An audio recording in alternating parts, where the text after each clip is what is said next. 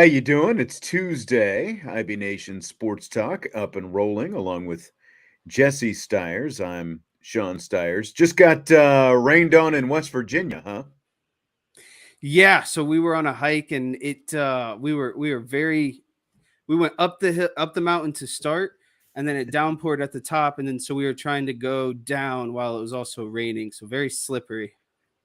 You have a medium bar for you today. Derek saying, "Let's have a good clean show today, boys. No profanity, no more profanity and vulgar conversation." Vince dropped something at the end of yesterday's show. Had to clean it up a little bit on the posting of the podcast and all that kind of stuff. So keep it clean. It's going to be interesting to see how the chat goes here today. The topic of the show, I'll tell you what, I posted this on Twitter earlier today. And, this was, sometimes we have to work a little bit harder to come up with topics at this time of year. Other times, well, if Twitter is any indication, it's kind of like throwing raw meat into a closet with a pack of starving wolves.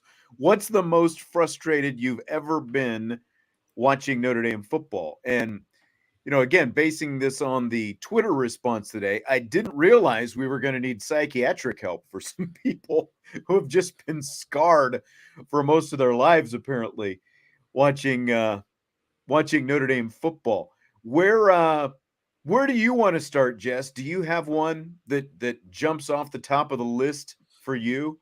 The most frustrated you've ever been watching Notre Dame football? Yeah, I have a couple that come to mind, and I think I like mine because they span like every 4 or 5 years. It feels like I have them as in different kind of segments of my life, essentially, kind of like like when I was 10, when I was 15, when I was 20, when I was 25. Like there's one kind of staggered in there every 5 years or so. Your youth, your adolescence, your young adulthood, whatever you want to call it, So, right. Yeah. Okay.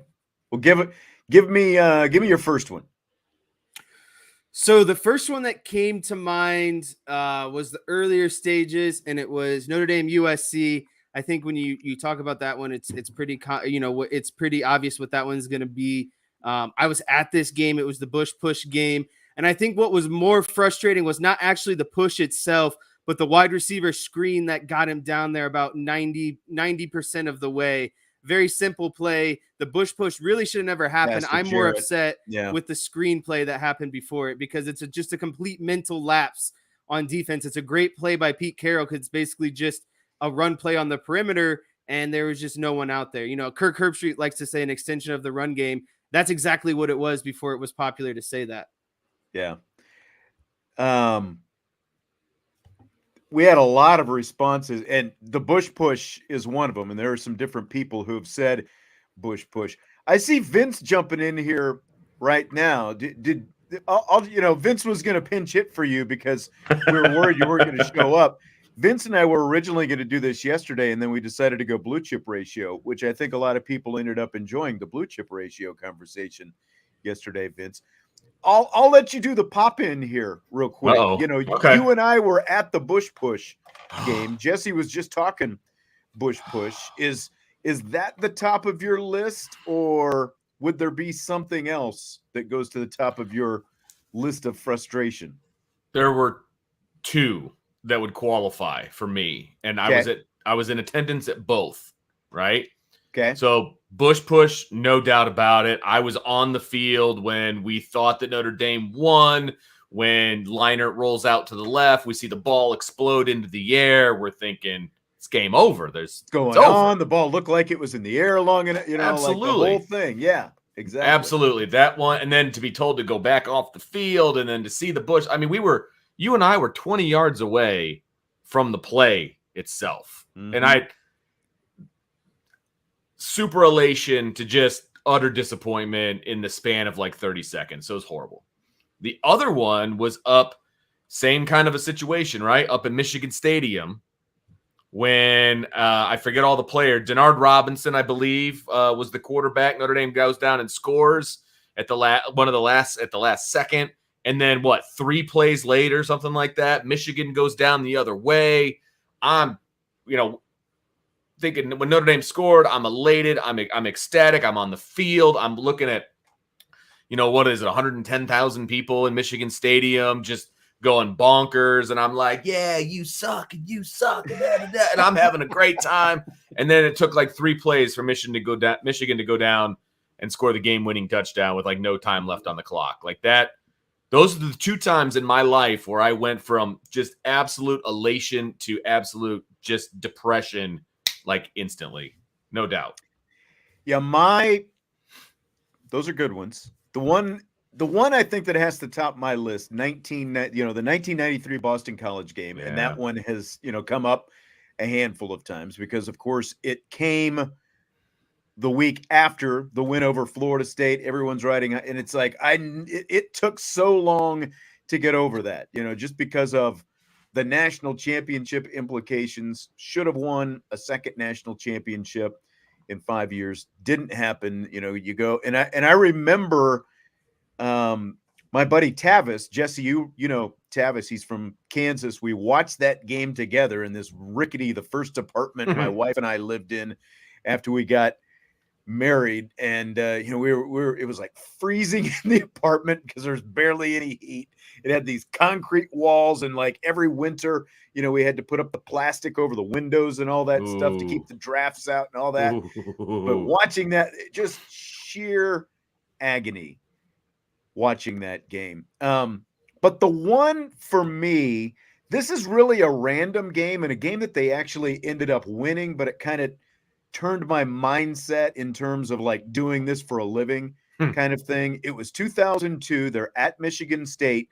They had just beaten, this is Tyrone Willingham's first season, 2002. They had just beaten Michigan at home the week before. And it's like, Notre Dame is back, after, because they changed head coaches, all this different stuff. They beat Michigan. It's looking awesome. They go to Michigan State, and it's looking like they're going to lose. And it like Charles Rogers scores the go-ahead touchdown with less than 2 minutes to go for Michigan State. And I remember getting up out of my couch, and I was so frustrated. And I was like putting my hands over my head, and I was like walking into the kitchen, and I did this. I kind of swung my arms very hard. There was a wall there, and there ended up being a hole in the wall. They ended up winning when Pat Dillingham hit Arnaz Battle with a 60-yard touchdown pass like 30 seconds later. They end up winning, but it just like it told me that I had to dial down the emotion to do this for a living and not, just be a total fan trying to, and that whole thing. So, again, they ended up winning, but like that moment, that point, even though they won, like when Charles Rogers scored that touchdown, Maurice Stovall, had it, that was like the one where he ended up on the cover of Sports Illustrated, like the week later, if you remember that. And I think it was, like Notre Dame is back, that kind of stuff. So that was mine. We've got a lot of different responses. And I got a couple more coming. Okay, hang on. I wanted to mention there were a couple of these Twitter responses because we got a unique one. Speaking of like being from Kansas, one of my buddies who I went to Kansas with, he replied on Twitter today. This was kind of a unique perspective because we follow each other on Twitter, but remember Notre Dame and Kansas played in 1999. Very forgettable game from both the Notre Dame and Kansas standpoint, but Notre Dame won like 48-13. My buddy Kevin Romery tweeted at me. He said this game, and he tweeted, like the YouTube of the game, and it was the Kansas Notre Dame game. He said this game after about 3 minutes, because that's about all it took for Notre Dame to turn it into a rout. So that's fair. Again, the other side of it, but interesting nonetheless. What's another one for you, Jess? These two I'm going to lump together. The 2006 Fiesta Bowl and the 2007 Sugar Bowl, Ohio State and LSU. I just really enjoyed those teams, and they got thumped in both of those games. That Ohio State game ended up looking closer in the box score, but they got routed in both of those games, one by Jamarcus Russell.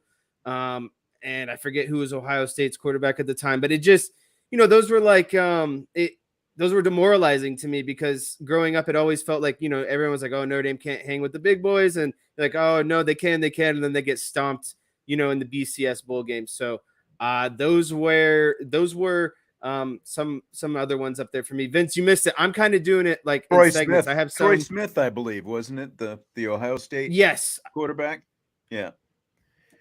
Mhm. That particular Fiesta Bowl, that was just like Ohio State receivers, running like sprints past Notre Dame defensive backs. Yeah. It was just it Well, was brutal. And what I remember about the LSU game that Jesse's talking about, I mean, that pretty much launched Jamarcus Russell into the #1 overall pick. Yeah. And I remember watching that game thinking to myself, people are going to think this guy's really good, and he's just picking on a really bad Notre Dame secondary. Notre Dame secondary, 2 years in a row. We saw it. I mean, just a bad Notre Dame secondary. I remember that really, really well. And all of a sudden, I'm like, he's going to be the #1 pick because of this, and it's never going to work. And I remember telling people, like, Jamarcus Russell's not as good as people think. Like, he wasn't playing against a very good secondary in this game. This was like the only nationally televised game he had.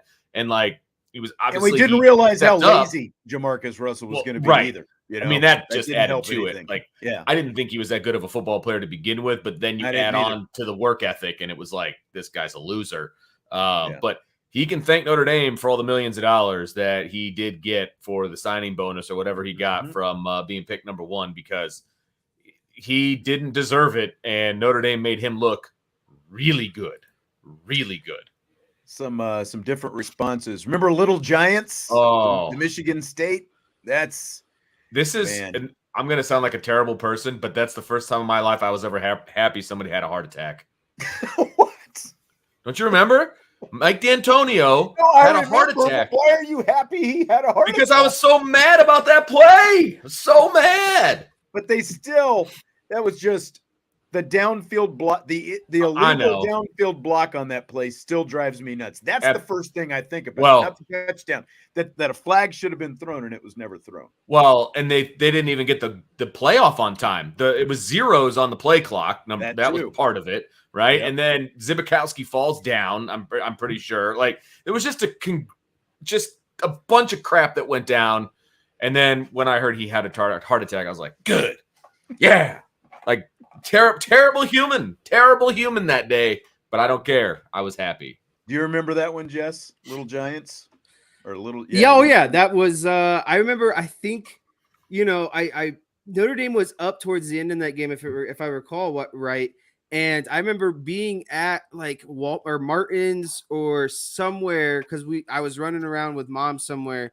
And I caught the end of it on TV somewhere, and I was like, "There's just no way." And I just remember being in Martin's, just kind of like in shock that really happened. Like, it's one of those plays where you see it and you're like, "There's no way that actually happened," right?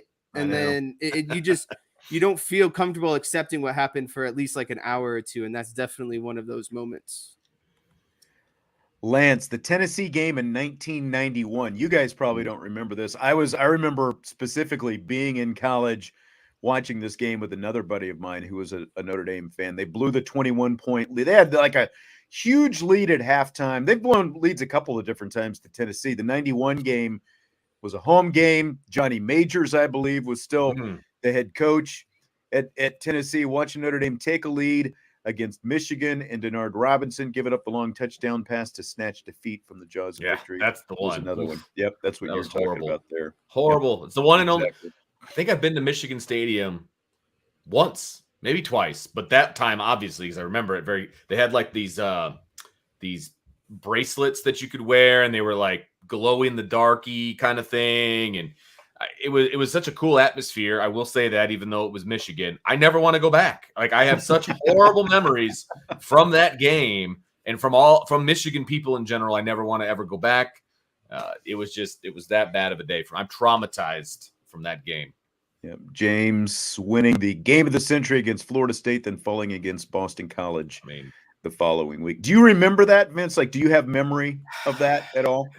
You were still fairly young, but I was 12. I remember it I remember Notre Dame winning, right? I remember that, and then I remember just them like thinking about the national championship and all of these different things. And of course, them losing to Boston College. I remember it.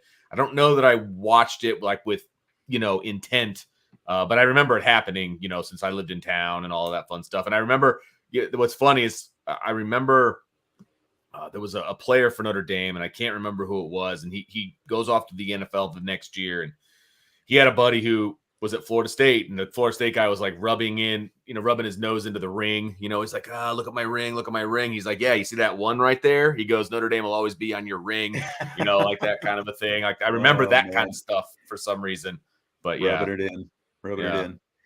Brutal. So there's a guy named Craig Hickman who we had a lot of Twitter responses. He had a full list. Ooh, man. here's everything that Craig Hickman sent. 2010 Tulsa. I think we can all agree with that. 2011 South Florida and Michigan. Okay. 2013 Stanford.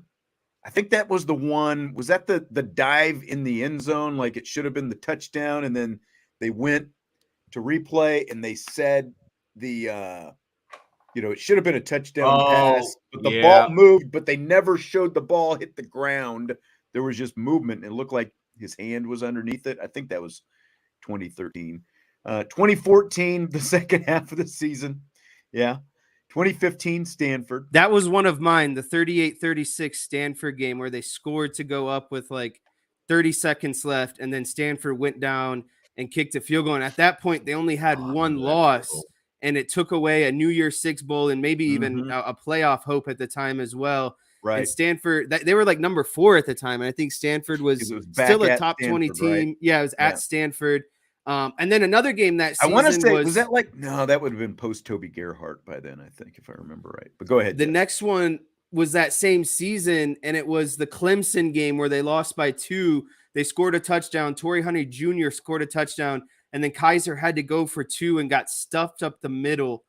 So their 2 losses that season were by 2 points to Clemson and Stanford. And it's like that could have been an undefeated season potentially and another, national championship appearance. Yep. So Craig continues 2017 Georgia, 2018 Clemson.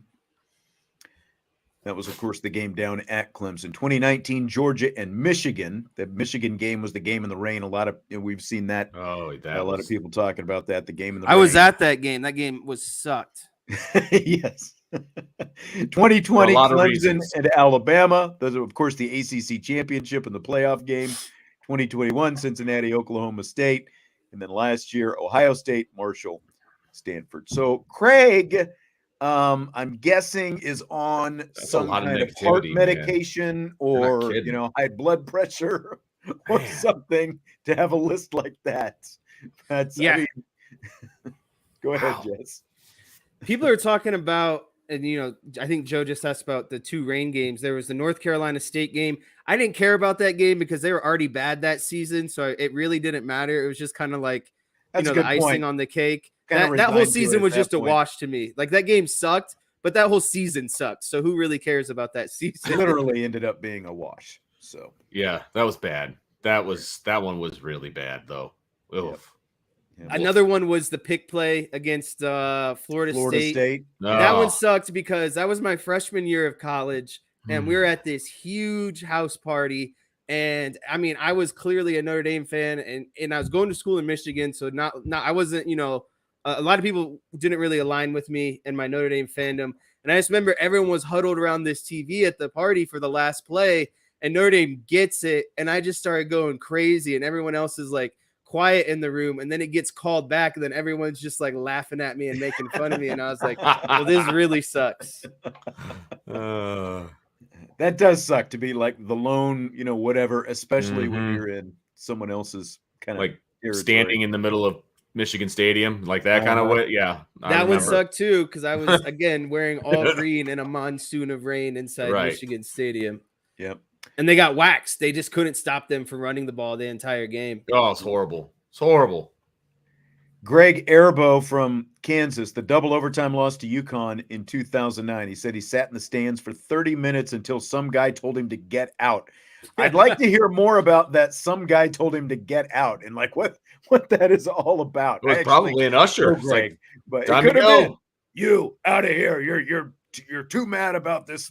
Time to go. Time to clear out the stadium. They were That's- getting ready to do that walk that they do from one end of the stadium to the other. The upside of that game was that ended up kind of being the last straw for Charlie Weis, and That's that's true. when they decided to make the change and they went to Brian Kelly. And again, you can, love or hate Brian Kelly now. How many years later? 14 years later, but Notre Dame football got better.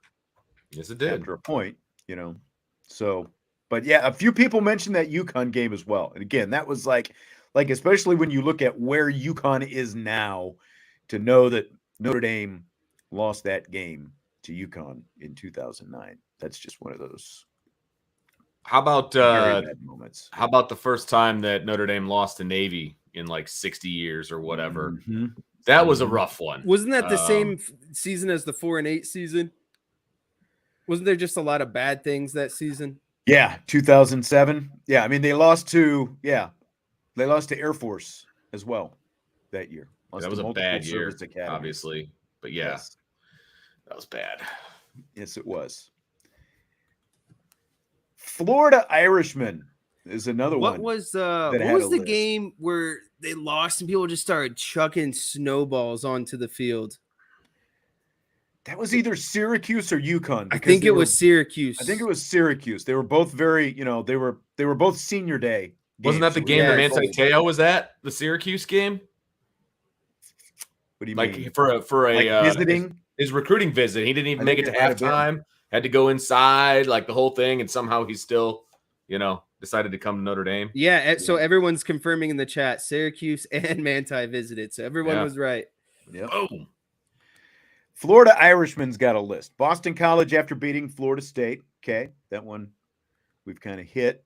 He also said Michigan and Denard Robinson gaining over 600 yards. Horrible. That's the one that we were talking about. So right on par there. Ball State domination of Notre Dame's offensive line. The Fighting Danny Pinners. That was that was rough. He almost scored a touchdown in that game. Remember that? Like I have never in my life wanted the opposing team to score on Notre Dame more than I wanted Danny Pinner to score in that game.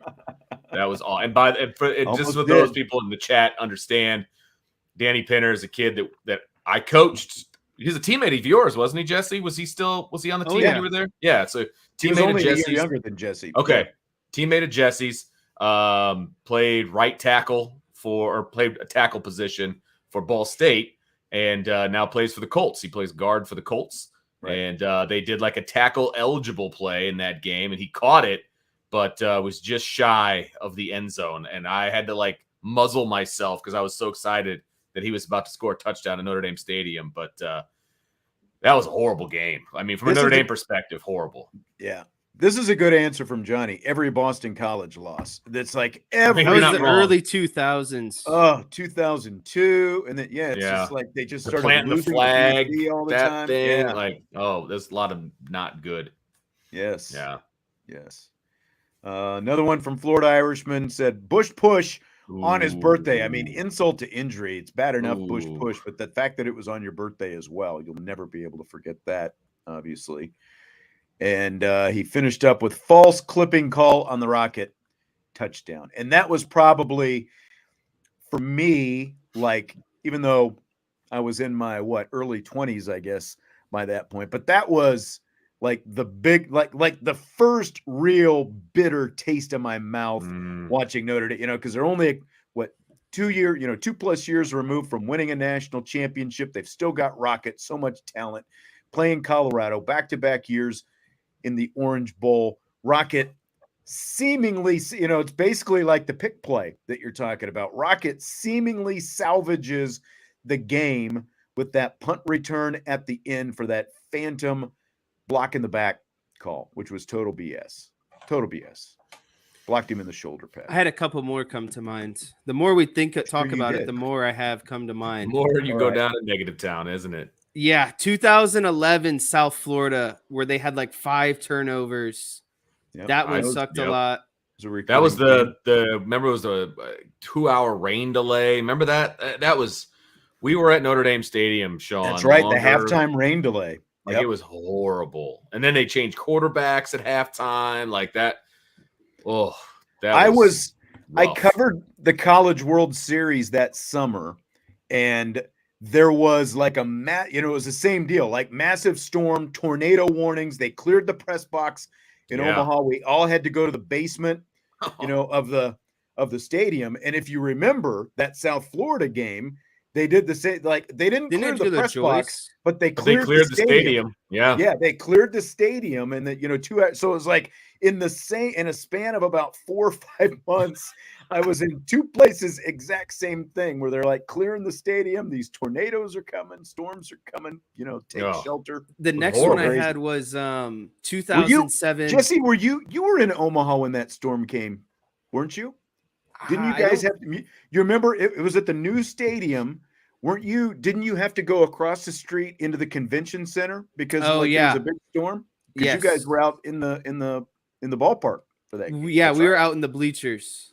Yeah, I remember that now. It just Before I ahead. forget, the next one I was gonna say is 2007 Michigan. I believe they like dominated Penn State. Everyone was like, "Oh, Notre Dame's back," and I'm pretty sure it was at No, that home wasn't against Michigan. 2007. I think that was 2000. No, it wouldn't have been 2007 because they lost to Penn State and Michigan that year. Okay, whenever they beat Penn Michigan, State I and then think got Vince- dominated by Michigan at home, I'm pretty sure. And Mike Hart had himself a game. Vince, didn't you and I go to the 2007 Michigan game? Charlie Weis was still that was the whole after the Michigan game. If you remember, Charlie Weis said, "Oh, we got to go back to training camp." That was the whole. Yeah. Well, it was that 0 to was that 38. thing. I mean, that was right. it was 38 a horrible nothing. game. Yeah. Right. And then I think it might have been the next week they lost to Penn State. They just obviously that was not They a good lost. season. So that season, 2007, started out with a home loss to Georgia Tech, 33-3. Then they went to Penn State, lost 31-10. Penn State before. Yeah. Then they went to Michigan and lost 38-0. Came home and lost to Michigan State, 31-14. Went on the road and lost to Purdue, 33-19. So they started Just the got season handled out by the Big Ten. 0-5, and 4 of those games with the Big Ten. Yes. Decaf brings up a good point. I remember being at that South Florida game and it was so scorching hot outside. And then the rain came and it was just super humid and muggy after. It's just like one of those worst type of weekend. It reminds me of a game, Vince. I don't know if you remember this one. I think it was our junior year high school at Clay. And it just downpoured and lightning at half. And it was just super muggy. And in the second half, I remember making tackles and my hamstrings were just cramping everywhere. Every time there was instant contact, my hamstrings were just cramping. And I remember I just have to like lay there, with the guy I just tackled for a second, grab my hamstring, and then get back up and act like my hamstrings were just cramping the entire time. I remember that because we didn't even go inside for halftime. We stayed out on our sideline for that. Yeah, I remember that. Whew. I think I was doing stats for that game, and I was taking shelter someplace. The good old days. Yes. A few from Twitter. Tom Brennan says this was an interesting spin, because the question, of course, was what's the most frustrated you've ever been? Tom said it's a gift, never a frustration, and I stay until the end, regardless. I'm like that. I'll devotion and the power of positive thinking, right there. I'll stay at the end of any game I ever go to because I paid to be there. I'm still a fan at the end of the day, and I feel like if I don't get my full worth, whether it's baseball, football, I feel like I'm losing money. Like I didn't fully go to it. Agreed. He didn't take after me going to baseball games where we sprint to the exit, to beat the traffic out of town.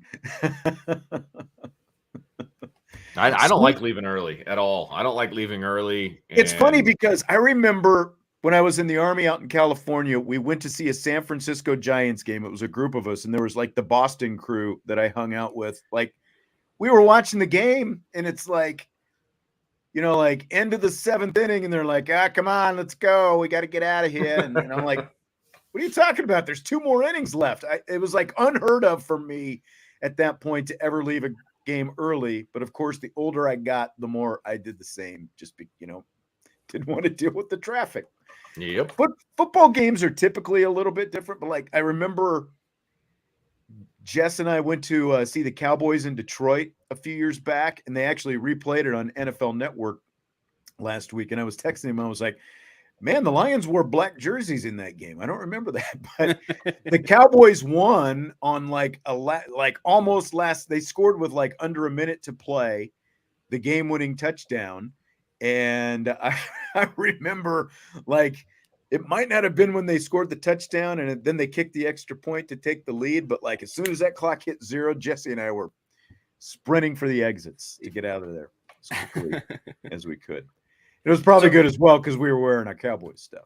Yeah, so I just found one. Someone reminded me of one. I got 2 more, and I think I'm done. National championship against Alabama. That was uber frustrating because I was at that game. I put in a lot of time and effort and everything to get down there, and it just all came to a crashing stop, obviously, when they got stomped by Alabama. So that was super frustrating just because of, like I said, being there and everything else that kind of came with it. That sucked. And then what I want to ask you guys about that I guess I was just kind of looking at was the 2000 game versus Nebraska. And people are saying that they got frustrated because Davie got the ball back, and rather for going for the win, he played for overtime, and they ended up losing, I think, in overtime or double overtime. And Nebraska was number 1 at the time. And it was like a good opportunity to take down number 1 at home. And rather than going for the win, he got conservative, played for overtime, and obviously they lost. I mean, it's typical Bob Davie, you know. That's Bob Davie. Bob Davie played it. He's all about ball. He's a grinder. And, you know, it was like people actually felt somewhat good because Nebraska was number 1.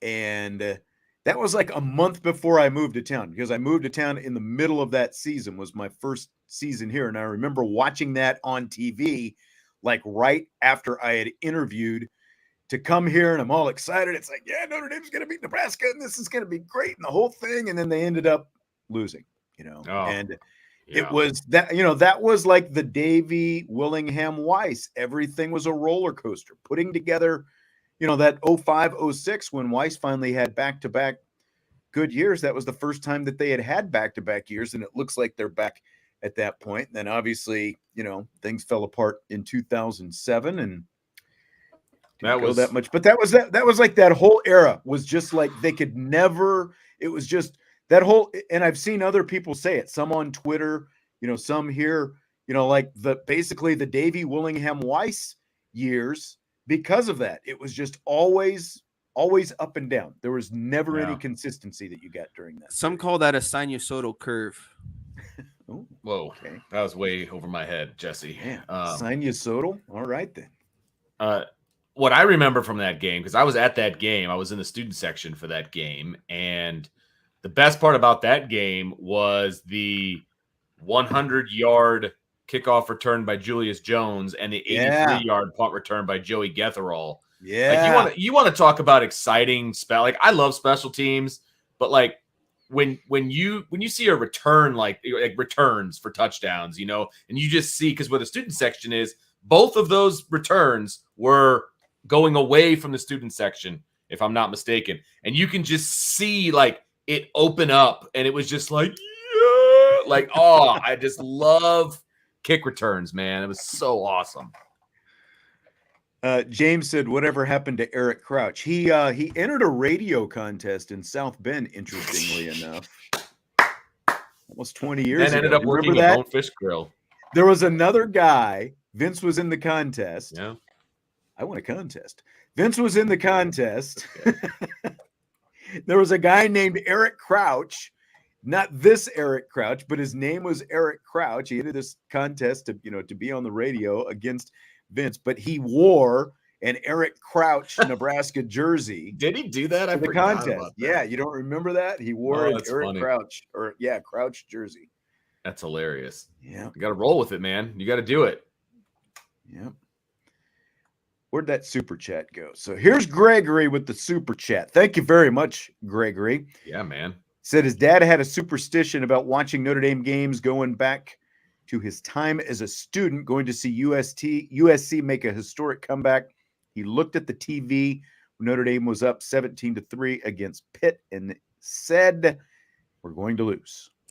I've definitely had those moments as a fan of someone who's watched for, you know, I'm going on 30 years. You guys are going on, I won't say how many years, Smart. but you're just, you get the, like, you're like, I felt this before. I've seen this before. And especially like in a coaching era specific, you're like, I know what's going to happen here. And I think that's what's even more sad or frustrating at times, because you're just like fighting against what you know is what's going to happen. You're trying to trick yourself that it's not going to happen. And then of course it just happens. And you're like, well, I knew this was going to happen, so how can I be upset? But then you're still upset that it happened. It's a vicious circle. It is. Well, it is. Being a fan of any team is vicious. But I mean, you're going to end up as a high or a low or whatever. One more I want to bring up, and it's very recent, but it's because of everything that surrounded it, right? It was the Fiesta Bowl against Oklahoma State, because I went to the game for Irish Breakdown. We had like a meet and greet with fans, and it was like a whole 4 or 5 days of being down there. It was like this whole thing. The first half was unbelievable. Notre Dame was just playing fantastic, and I'm just sitting back, just loving life, enjoying Arizona. It was awesome. It was like the best game ever. And then the second half happened. You were on cloud 9 until about second half. Totally was. It was the best trip ever. And then they had to go and blow that lead, and it made for a horrible trip home, because that's all I could think about. And we would run into, Oklahoma State people at the hotel and at the airport. And it's like, oh, yeah, great game, guys. It wasn't a great game. Notre Dame blew it. That was horrible. They couldn't end the streak of winning a BCS or a New Year's Six. And it just felt like finally the weight is going to be lifted. The whole first half. And I'm like, I'm having a good meal during halftime. Life is good. And just terrible. I lost a lot of money that day too, after being so hyped up. I was like, this is it. Notre Dame was still the underdog. I was like, I'm gonna put $200 on this. I felt good about it. First half was rolling good, and then I just remember the second half was just a blur, because I was like, I think I was just in decline. And I also this is gonna sound funny, but right around that time, I really screwed up my back. I don't know if you guys have ever screwed up your back where you can't stand up straight. I think I pinched a nerve pretty bad back there. And I'm so twice as old as you, Jesse. Of course I've screwed up my back. I was just walking around with a golf club as a cane and I just remember being in so much pain watching that second half. And I was like, I just give up, this I just can't do it. It was a terrible day. It started out as such a wonderful, wonderful day, and it just ended up as a terrible day. Yep. I wanted to. There were a few others on Twitter that I wanted to make sure that we got in here, that I thought some of them, a little bit more funny. I think Sweet Lou Monaco though said the Ron Paulus years were his most frustrating. Yeah. Nice. I guess, the promise of Bino Cook and the multiple Heisman trophies, maybe we still get to deal with Ron Paulus now. Yeah, that's right. He's still making our lives very interesting as Notre Dame fans. Nathan tweeted, Marshall, the worst loss I've ever seen Notre Dame play in my lifetime. And I looked at Nathan's, what do you call it? His bio, his Twitter photo. He looks pretty young. So yeah. He looks, somewhere around Jesse's age. So, hang around a little bit, Nathan. If the Marshall loss is the worst one you've experienced, based on some of the ones we've talked about, you're doing okay so far. But that was I wouldn't put that probably in my top 10, as far as the most frustrated. But again, if you're younger, a little bit, different perspective. Top 10 college football talk tweeted, every game Notre Dame is not in a conference. And I retweeted him, said, I said, I guess you're in for a lot more frustration then. Yeah. So. That's clearly somebody who's not a fan of Notre Dame and just wants to be that guy. It's just be the hater. That's fine. Yeah. Yep. Small game millennial said, watching Drew Pine play the starting quarterback. Ooh. Is most frustrating. Yes. I mean, it waswasn't ideal, but he got the job done, and He's someone had to do it. He stood up to the challenge. I mean, 8-2 as a starter. I'm pretty sure he exceeded expectations. Let's put it that way. Yeah, exactly. I would say the same. Yep. He won the hard ones and lost the easy ones too. That's the interesting part. It's the sad part. Yeah, I know, right? Well, I mean, did he win the Clemson game? He gets credit for it, but USMA 87, the scan last year. Ban the whole scan. thing. Yes. The whole offensive strategy for the last 2 years. Yep. Tommy Guns was saying earlier the 2019 Michigan game of the game. Yep. I guess that's the game in the rain, but That was the rain game. Yep. Tommy said you're just trying to get me all riled up before I start driving all this Reds traffic, aren't you? Hey, there's only traffic when the Reds win 10 in a row. Blame the Reds for being hot all of a sudden. I know. Hey, speaking of hot, Seriously. Cubbies. I know. They're 8-2 like over the last 10. Yeah, they're going for Stroh's on the mound tonight. They could pick up another series win already. I've been this streak I have been watching. If Mike Tauchman doesn't make the All-Star game, he might be the reason why they saved him with Bellinger out. He's batting like 301 with over 100 plate appearances, and his on base is crazy. A true leadoff hitter since like Dexter Fowler. I have been, Vince, I got a lot riding on this season and 80 wins, so I've been buckled in. And when they're 10 games below 500, like they were about a week ago, I was not feeling too hot. Well, they're on their way back, buddy, and they're heading to London here soon, which will be those Cardinals games. This weekend, London. Yep. Yeah, and actually get to watch those games because one's on Fox and one's on ESPN. I wish I don't wish. Well, how do I word this? I wish you had Marquee. Obviously, you wish you had Marquee too. Mm-hmm. I wish you had it because Joe Torre has been doing a lot of Cubs Marquee games. And I would just be interested to Joe Girardi. I don't know why I said Torre. Joe Girardi, Yankees player, catcher, and he's my guy. I like manager. Joe Girardi. He's an ex-Cubs catcher.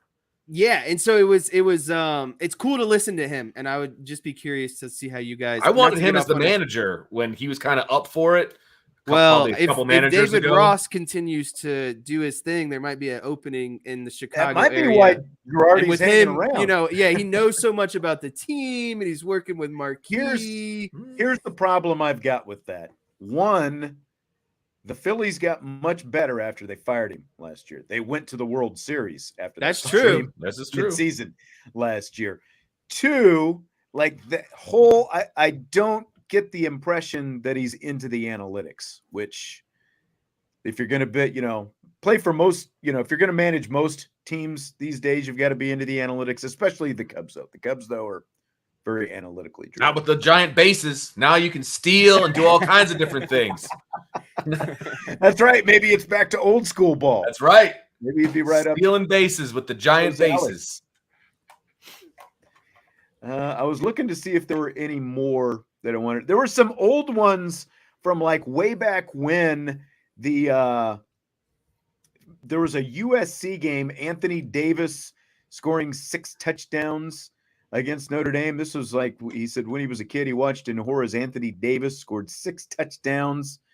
Dad and I were huge Notre Dame fans living in Southern California at the time. And that's what's really, again, it's the worst when you, like I lived in Colorado for a time and I was very anti Denver Bronco, and they won both of their John Elway Super Bowls when I was living in Colorado. So that was not a lot of fun. Like when you live in, a place where the fans just have a right to get more obnoxious because you're in the minority and that kind of thing. This Patrick said Bob Davie picked a fight with a hot dog machine in South Bend. I don't remember ever hearing that, but that's gold. That's gold, I tell you. All right, well, some good stuff, some good frustration stories. I'm glad we've all lived past it. Guys, do you want to do some rapid fire? Why not?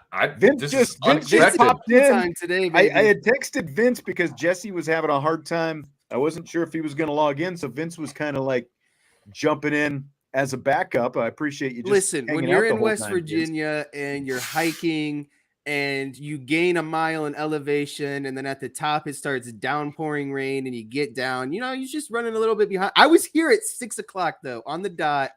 I timed in. Good. punched in right on the dot. Not ideal, but I was here, everyone, at 6 o'clock. I was not. I got the text and I realized, well, if I'm going to By go the do way, this, I need to go to the bathroom. Headset's working much better on day Oh. 2 today. Good. So I was worried. turned up this volume a little bit, but you guys sent, it's like I don't have the uneven levels today. So Nice.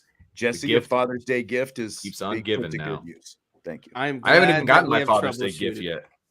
Did your card come? That's the most important part. It did not. It did not. And I'm waiting for all that cash that's supposed to be in the card. Seriously. So you're going to keep waiting. No response to that?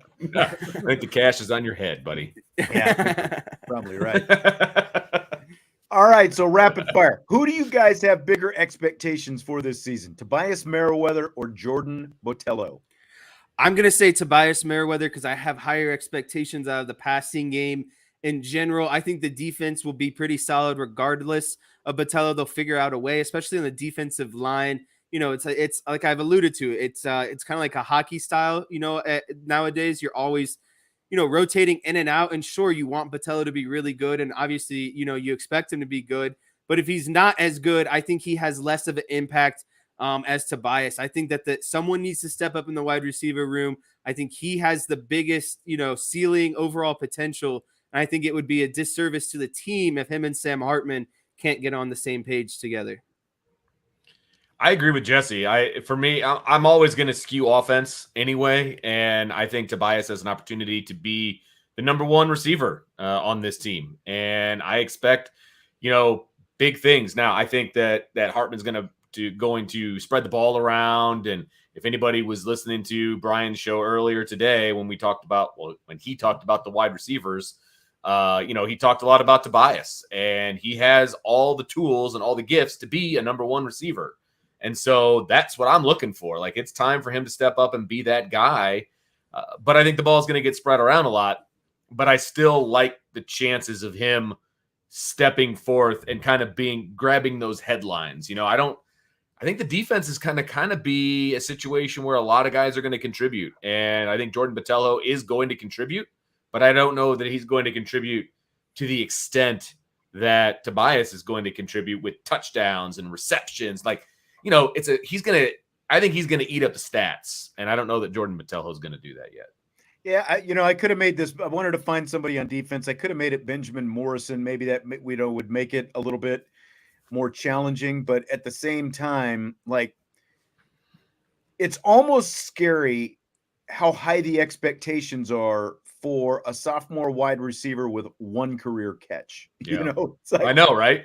But they are through one the career roof. touchdown as well. Okay? Well, that's very true. That is very true. They are through the roof, but I mean, it's because we know how talented the guy is, and the fact that really he probably would have had more than one catch when it was all said and done if it weren't for the concussion, that kept him out at the end of the season. Agreed. But at the same time, it's like even when he was getting on the field, it was just. But I guess my point is, expectations are through the roof for him. Personally, I think people have kind of lowered their expectations on Botello just because of some of the, the extended inconsistency, I guess, to the point that got him here. But me watching him in that South Carolina game really, really elevated my own expectations. I think they're more still for me with Tobias because of all the stuff that you guys outlined. But I still personally have really big expectations for Botello because I know we know how talented he is. And because now with Isaiah Foskey gone, he's going to have a heck of a lot more opportunity. So they're still high for me with him. But again, I think it would be hard not to have as high of expectations as everyone has for Tobias. All right. This next one, Chrissy Freud. She's a writer who covers the SEC for Sports Illustrated. She did a ranking of SEC quarterbacks this week. No surprise, she has LSU's Jaden Daniels, number one. This is SEC quarterbacks. Jaden Daniels, number one on the list. Here's my question.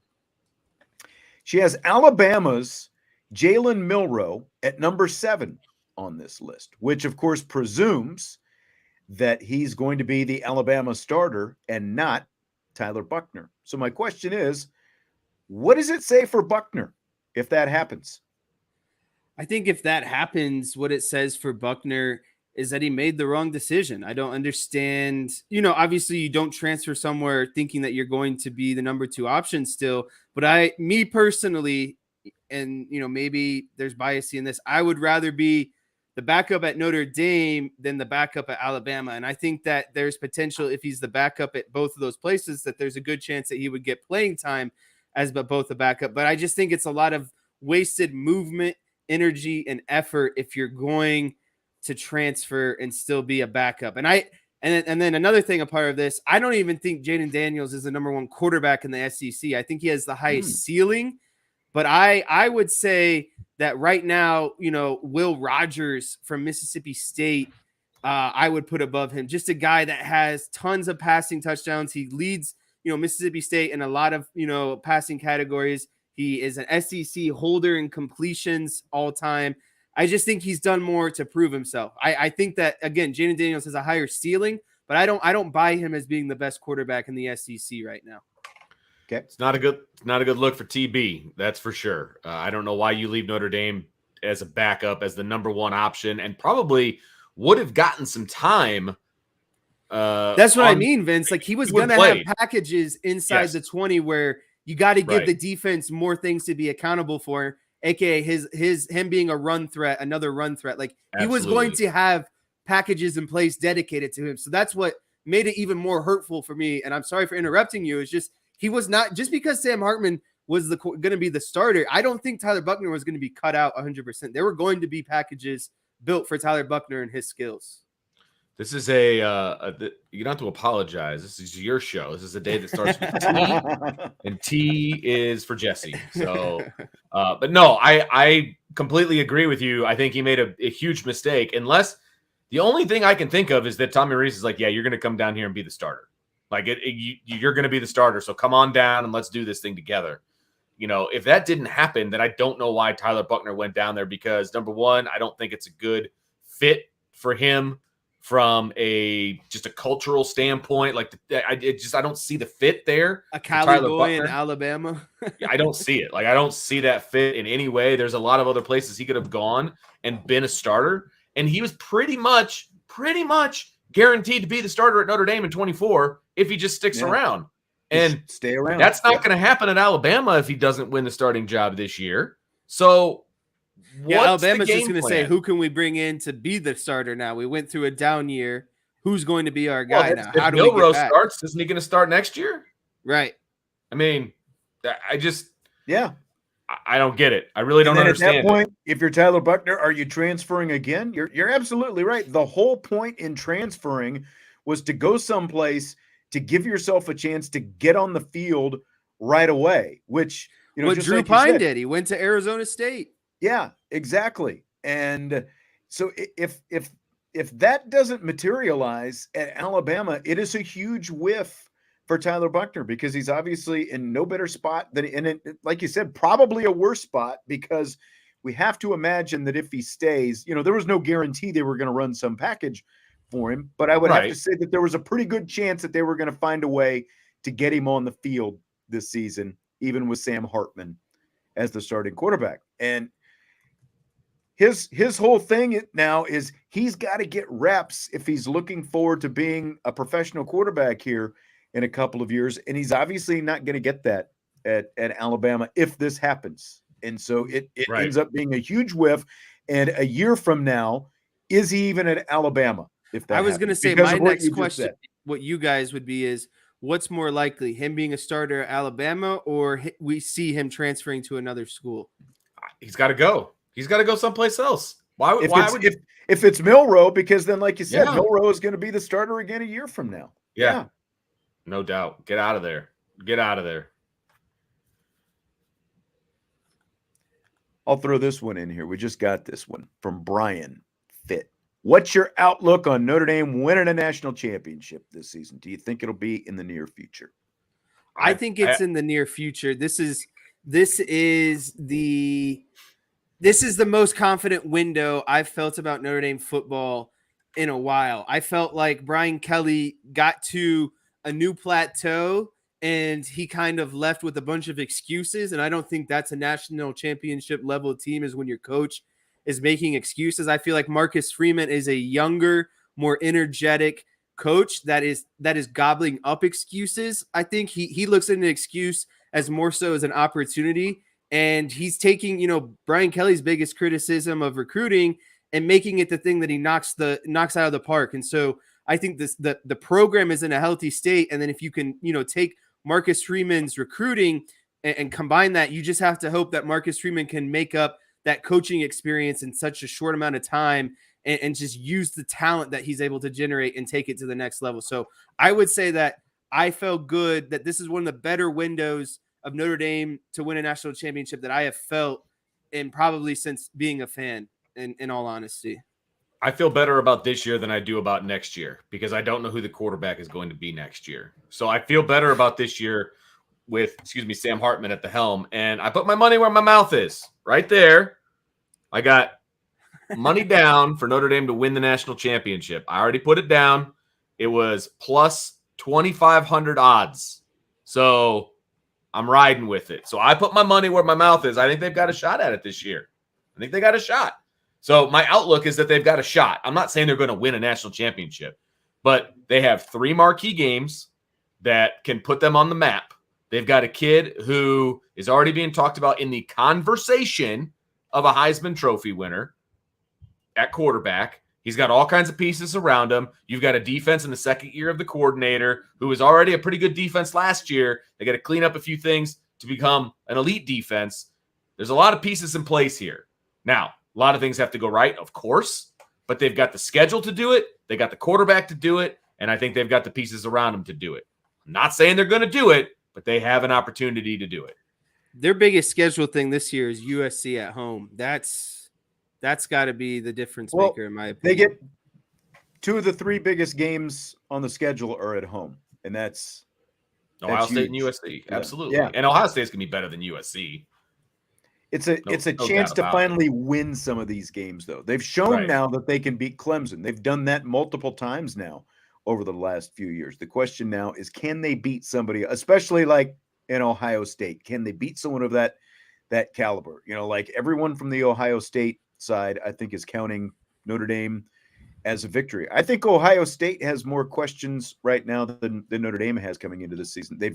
The Irish have the roster and the best quarterback they've had in at least 14 years, if not more than that.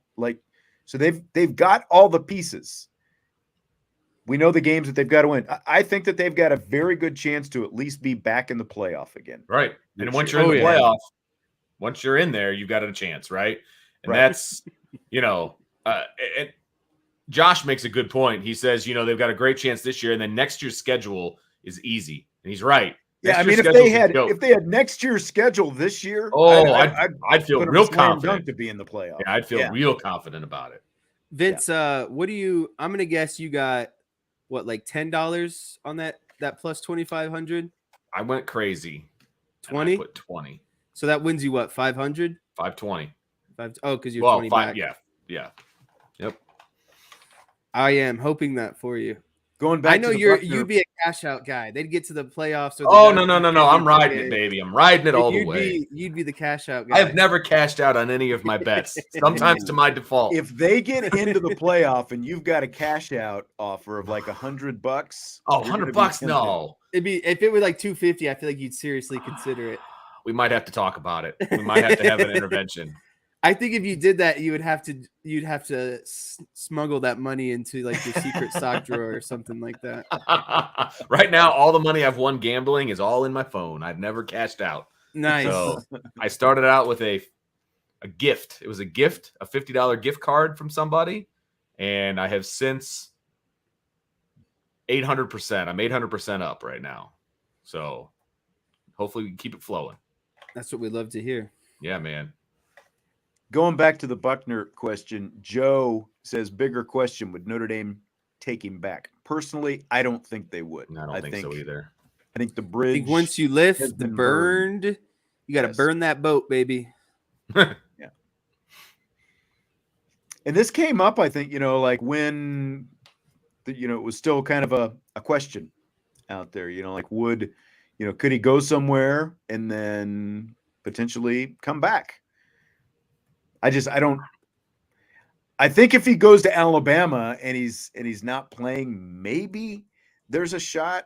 But the problem is if he doesn't play, like the whole question we were talking about last week with what Notre Dame is going to do at quarterback next year. Do you take a transfer because of the schedule? Do you roll the dice with one of these young guys? If Tyler Buckner wanted to come back, I think all it does is muddle things up even more because you've still got a quarterback with barely any more experience than what you've got on the roster. I think if you're going to bring somebody in next year, it's got to be someone with more experience than what you've got. Not someone who's only got a handful of games himself. Agreed. I mean, at least they know him. They're familiar with him. But I don't think it makes you any better. From if he goes someplace and starts all year and wants to come back, then I've got no problem bringing him back if he has a successful injury-free season. Mm-hmm. But I don't know if that's the case. You know what I mean? I don't know if that they had a great succession plan in place while he was here. Right. Hartman goes in 23, Buckner goes in 24, maybe even 25, and then you hand it over to either Minchie or Carr. That was a great plan. They would have been in great shape, but that's not obviously where they are right now. And so now 24 is in flux. So what happens? I don't know. The schedule is pretty easy. I agree. Excuse me. James says, heck no to bringing him back. He showed what Notre Dame is to him. Hit the road, Jack. I think a lot of people probably agree with that. Fill in the blank. It's blank. The Atlanta Braves designated Charlie Culberson for assignment on Sunday, just hours before Culberson's dad was scheduled to throw out the first pitch to him on Father's Day. It's a horrible look. I don't understand.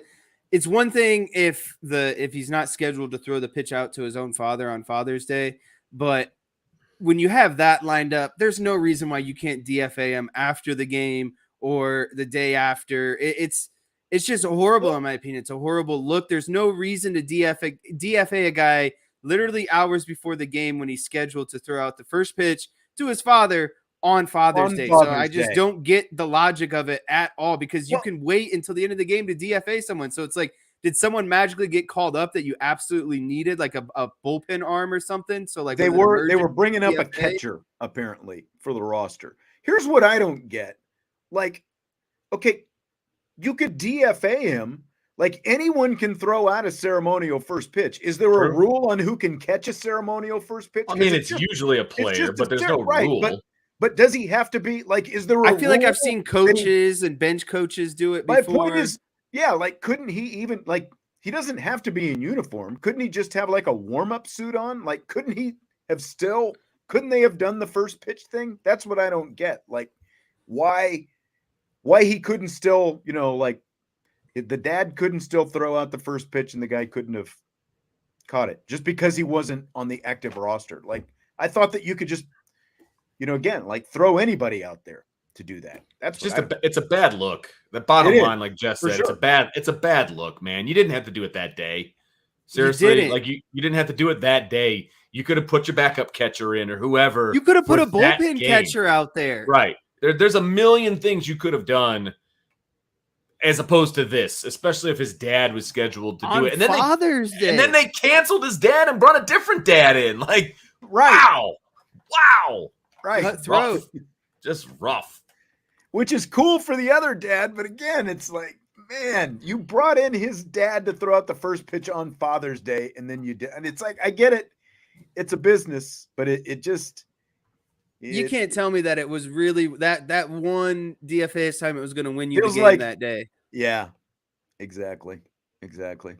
So Red Sox manager Alex Cora says there's too much Yankees-Red Sox on Sunday Night Baseball. Yankees-Red Sox played 2 Sunday nights in a row. There's other teams out there and people want to see them, is what Cora said. Do you buy it or sell it?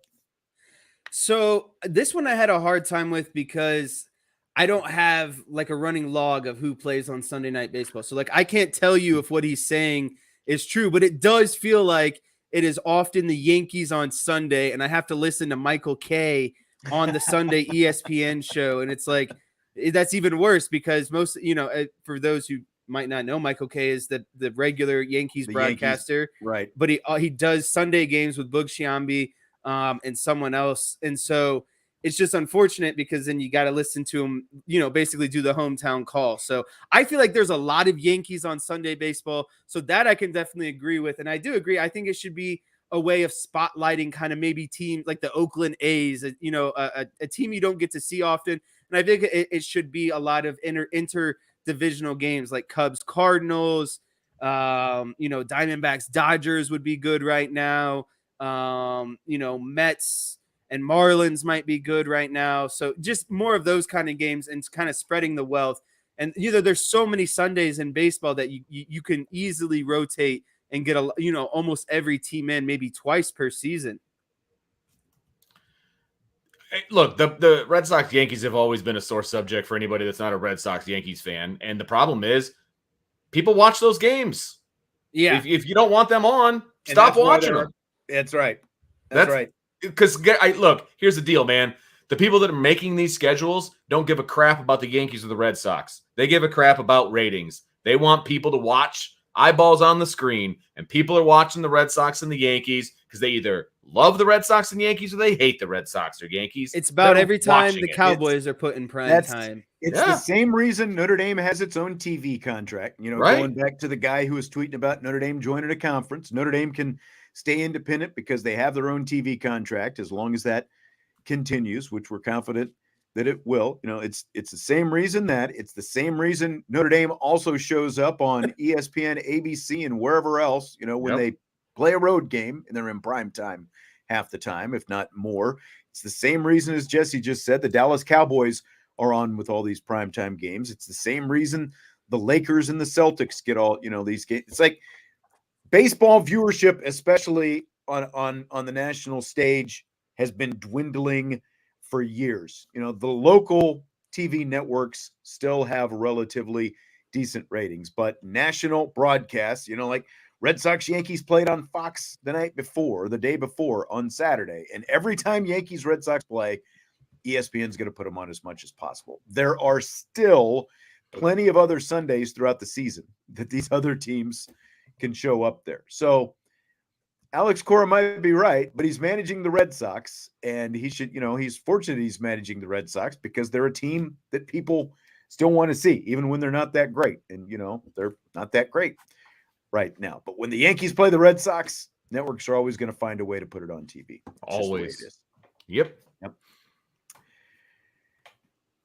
Okay. So yesterday at the College World Series, the Wake Forest left fielder lost a fly ball in the sun. Sun shining right in his eyes in left field. Ball goes over his head because he misplayed it. Can you guess what was resting on the bill of his hat? Sunglasses. Yes, Vince, you get the points. Woo! Where's the bell? Bing! My question is, maybe this isn't Jess around can the answer horn. this. Maybe Jess can answer this since he didn't play outfield. He played ball in college, though. We see this all the time. Guys are in the field. They have some kind of problem finding the ball, and they've got sunglasses on the top of their head. Why? Why do guys do it? Why don't they wear the sunglasses? So there's two parts of this question. The first part is it is inexcusable, in my opinion, with a high sun like that to not be wearing sunglasses, especially like that's what they're made for. And they are sunglasses specifically, for baseball. Like I still have mine. They were called the Prism Oakleys, and they actually kind of turned the sun like a different color. It was proven to make you see the ball better. It made the ball pop more, and they were specialized sunglasses for baseball. I have those. I wore them for a long time. It is insane. I think it should be, if you have the sunglasses, you wear them. If you don't, you leave them in the dugout, because it's only going to be an excuse.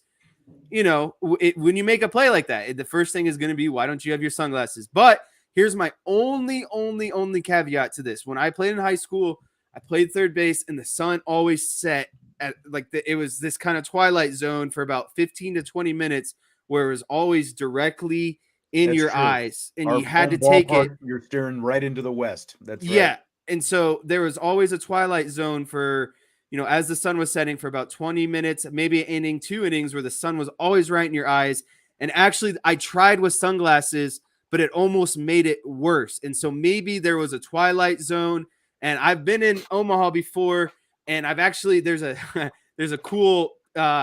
Being a photographer last year, this guy gave me a tip of like certain times where you can take photos, and like it's like this perfect eclipse almost. And I don't know when it was. And so like there are certain times where like no matter what, you just can't see. So maybe that was what was going on. I think the majority of the time you got to have the sunglasses on. Yeah, I think the way they were describing it on TV is maybe what you're talking about. Like the sun was kind of like on the top of the stadium, something like that, where it's sort of, beginning to eclipse. Maybe that made it worse. I don't know. But again, it's not the first time that we've seen guys have trouble with the sun, not have sunglasses on, but have them. It's like every ball player, it seems like, is wearing them as a style statement instead of I need the guys with the flip ups. If you're going to do it that way, you got to have the ones that you can flip down. Mm-hmm.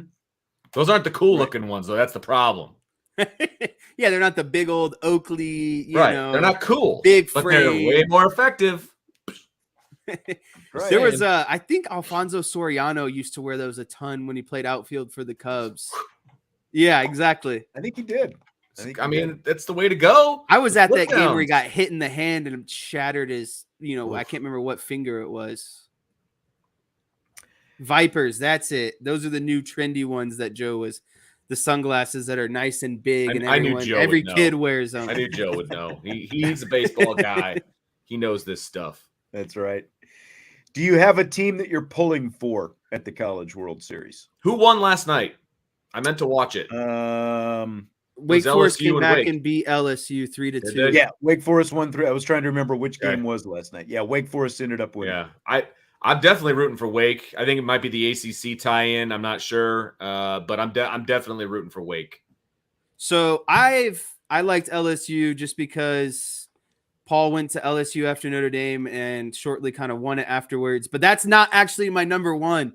My number one is TCU.